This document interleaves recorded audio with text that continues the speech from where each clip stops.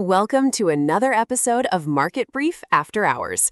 Today was a fascinating day on Wall Street, where a massive tech sell-off completely stole the spotlight from what was actually a very strong start to the corporate earnings season. Let's start with the big picture. How did the major U.S. indexes wrap up today? It was a rough session, especially for anything related to technology and semiconductors. The S&P 500 lost 0.51% to close at 7,534. The Nasdaq Composite, which is heavily weighted toward tech, took the hardest hit, falling 1.47% to finish at 25,882. Even the blue-chip Dow Jones Industrial Average couldn't escape the gravity, shedding about 106 points, or 0.20%, to close at 52,553. That is a pretty sharp contrast, especially since we've been hearing how strong the early earnings reports have been. What exactly triggered this tech slide? It really came down to a couple of major triggers in the chip sector and some artificial intelligence fatigue. Taiwan Semiconductor reported strong second-quarter earnings, but they raised their capital expenditure forecast for the year to between $60 billion and $64 billion, up from their previous guidance of $52 billion to $56 billion. That massive jump in spending spooked investors who are starting to worry about the rising costs of the AI boom. TSMC's stock fell more than 2%, and it dragged the whole sector down. The VanEck Semiconductor ETF slid nearly 4%, ARM Holdings fell more than 5%, and we saw Micron and AMD both drop over 5% as well. Broadcom fell 5%, and SK Hynix's U.S.-listed shares plunged over 13%. Wow, those are heavy losses for the chip makers. And it wasn't just them, right? Didn't Alphabet have some news that weighed on the broader tech sector? Exactly. Alphabet shares dropped more than 4% following reports that they have delayed the release of their most powerful AI model, Gemini 3.5 Pro. That news seemed to cast a shadow over other Magnificent Seven giants, with Meta, Nvidia, and Amazon all ending the day in the red. But as you mentioned, the broader earnings picture is actually incredibly resilient.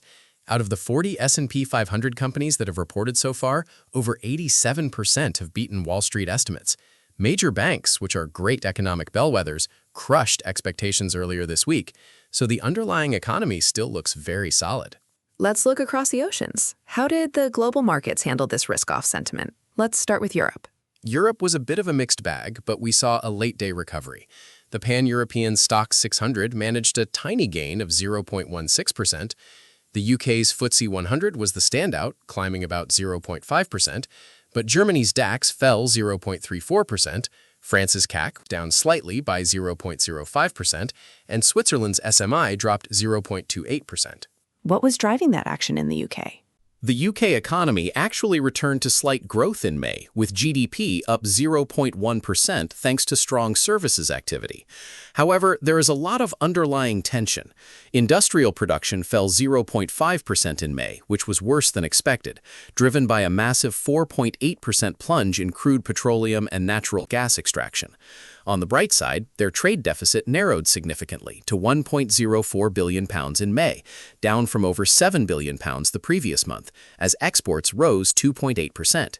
And what about Italy? I saw some inflation data came out. Yes, Italy's headline inflation rate eased to 3.0% in June, from a high of 3.2% in May. This is the first deceleration we've seen since January, mostly due to softer price increases in unprocessed food and transport services. Core inflation there also edged down slightly to 1.6%. That sounds like a bit of relief for Europe. Now, what about Asia? The tech sell-off must have hit them hard given their massive semiconductor footprint. Absolutely. Asian markets tumbled, specifically in the tech-heavy regions. In Japan, the Nikkei average plunged 2.79% to close at 66,836, led by chip heavyweights like Tokyo Electron and Advantest falling 5 to 6%, and flash memory maker Kioxia Holdings losing 15%. Over in South Korea, the KOSPI nosedived a massive 6.37%. Samsung Electronics plunged 8.8%, and SK Hynix lost 11.5%. Those are massive moves for such large companies. Was there any green on the screen in Asia? A little bit in Hong Kong. While China's Shanghai Composite fell 1.85% to 3882 because of disappointing economic growth data, Hong Kong's Hang Seng Index actually surged 1.33% to 25,008. That was largely driven by Alibaba and Baidu, which rallied after Apple confirmed new AI partnerships in China. Fascinating dynamics there. Before we dive into the currency markets, the latest economic data, and some eye-opening moves in individual stocks, let's take a quick break to hear from our sponsor. We'll be right back. Welcome back to Market Brief After Hours. Let's shift our focus to the macroeconomic data here in the U.S. We had some unexpected numbers on the jobs front, didn't we? We did. Weekly jobless claims unexpectedly fell to 208,000 for the week ending July 11. Economists were actually expecting an uptick to 218,000. Continuing claims also dropped slightly to 1.81 million. This shows the labor market is still holding up incredibly well. On top of that, we saw massive spikes in regional business activity. The New York Fed's Services Business Activity Index jumped 19 points to 8.7 in July, which is its highest level since May 2022. Even more impressive was the Philadelphia Fed Manufacturing Index, which skyrocketed to 41.4 in July from 10.3 in June, completely blowing past expectations of 13. That is a massive beat for Philadelphia manufacturing. But what about the consumer? How did retail sales look? Retail sales rose 0.2% in June, which was right in line with expectations. But if you strip out motor vehicles, sales actually fell 0.2%. That was a surprise because it fell completely outside the historical 10-year forecasting range of Wall Street Journal economists. So while the headline number looks okay, there is some underlying softness in consumer spending when you look closely. That is an important nuance. Now, let's talk about the bond and energy markets, because geopolitics seems to be creeping back into the picture. Yes, tensions between the U.S. and Iran are mounting. Iran reportedly asked Yemen's Houthi movement to stand ready to close the critical Red Sea oil export route if the U.S. strikes Iranian power infrastructure. Because of this, oil prices remained elevated, though they dipped about 1% today. Brent crude closed at $84.23 a barrel, and WTI settled at $78.95. This geopolitical risk also pushed Treasury yields higher. The 10-year yield rose to 4.559%, the 2-year went up to 4.153%, and the 30-year bond yield reached 5.087%. And how did precious metals fare in this environment? Both gold and silver saw aggressive selling today. Gold broke lower, closing down 2.02% at $3,979, which is well below its key moving averages. To put that in perspective, its 50-day moving average is at $4,326, and the 200-day is at $4,477. Silver took an even bigger hit, sinking 3.68% to close at $55.71. Also deeply depressed below its 50-day moving average of $68.96 and 200-day of $69.64. It looks like a clear technical breakdown for both metals. Let's look at the currency markets now. How did these macroeconomic shifts affect the major forex pairs? The euro faced rejection today. Euro/USD fell 0.20% to close at 1.1441. It is trading well below its moving averages.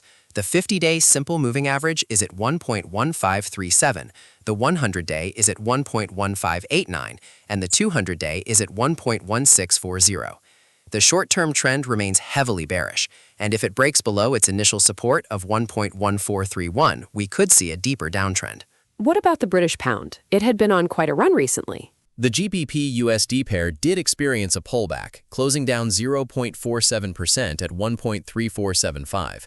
This was a sharp retracement after a massive bullish surge in the previous session. However, unlike the euro, the pound is still structurally healthy. It remains comfortably above its key moving averages. The 50-day SMA is at 1.3385, the 200-day is at 1.3398, and the 100-day is at 1.3401. This dense cluster around 1.3400 should act as a strong floor. If the price can hold above its immediate support of 1.3460, buyers might try to push it back up toward recent highs. And how are the dollar-yen and dollar-Swiss franc pairs looking? The USD-JPY pair is consolidating near its recent cycle highs, closing up 0.13% at 162.39. The trend here remains resolutely bullish. It's trading way above its 50-day SMA of 160.40, its 100-day of 159.53, and its 200-day of 157.31. There are simply no signs of a bearish reversal here yet. Meanwhile, the US dollar also rebounded strongly against the Swiss franc. USD CHF closed up 0.52% at 0.8089. engulfing the previous day's losses. It's firmly supported above its upward-sloping moving averages, with the 50-day SMA at 0.7964 and the 200-day at 0.7916, pointing to a clear bullish progression. Let's wrap up with some of the individual stock stories that caught your eye today. There was some incredible volatility out there, particularly with a massive increase in short bets against SpaceX. Yes, this is a fascinating story. Short sellers are aggressively betting against SpaceX, with bearish positions now representing nearly 29% of the company's publicly tradable float. That is about 185 million shares short sold, worth roughly $25 billion. It is a massive surge from just 3 weeks ago, when short interest was only around 5% to 7%. Wow, $25 billion in bearish bets? What about the other big movers? Cloud infrastructure stocks got hammered. Nebulous Group led the Nasdaq 100 losses, dropping over 13%, while Applied Digital fell more than 8%, Oracle fell over 6%, and CoreWeave dropped more than 5%. We also saw AST Space Mobile plunge over 17% after they announced a $1 billion convertible notes offering. Cryptocurrency stocks like Galaxy Digital and Mara Holdings also fell heavily, dropping 9% and 7% respectively, tracking a decline in Bitcoin. Any bright spots in individual equities? Absolutely. Manpower Group was the star of the day, with its shares surging a massive 33% after forecasting third-quarter revenue growth that easily beat consensus estimates. Abbott Laboratories also jumped nearly 11% after raising its full-year earnings guidance to a range of $5.45 to $5.60 per share. Some incredible single-stock moves to cap off a highly volatile day of trading. That is all the time we have for today's episode. If you found this useful, please follow Market Brief After Hours. Thank you for listening, and we'll see you next time.